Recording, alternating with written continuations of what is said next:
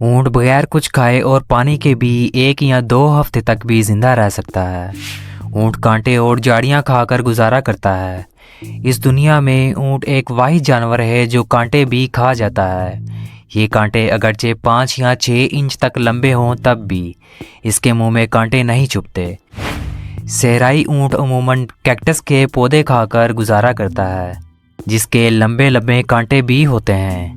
इसके बारे में माहिरीन का कहना है कि सहरा में रहने वाले ऊंट का मुंह अंदर से चारों तरफ से खुरदार होता है। इस खुरदरेपन को पेपली भी कहा जाता है और ये पेपली केराटिन या प्रोटीन से बनी होती है, यानी कि जिस चीज़ से हमारे सख्त नाखून और परिंदों की सख्त चोंच और जानवरों के सख्त सींग और पाँव के खुर वगैरह बने होते हैं।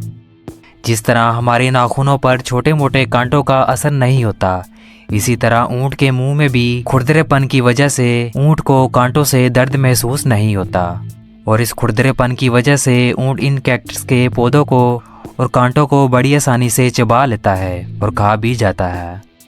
ऊंट कैक्टस की सुइयों जैसे कांटों को बगैर किसी मुश्किल के मुंह के अंदर ले जाता है और इस जानवर का मैदा किसी भी सख्त चीज़ को हजम करने की सलाहियत रखता है।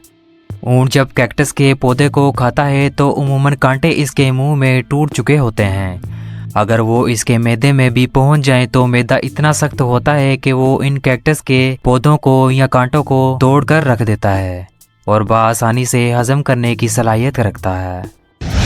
आई होप आज की ये इंफॉर्मेटिव वीडियो आपको पसंद आई होगी।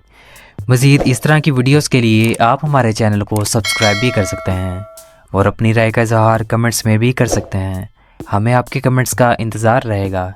तो मिलते हैं एक और नई इंटरेस्टिंग वीडियो में। तब तक के लिए अपना बहुत सा ख्याल रखिएगा। Thanks for watching this video. अल्लाह हाफिज़।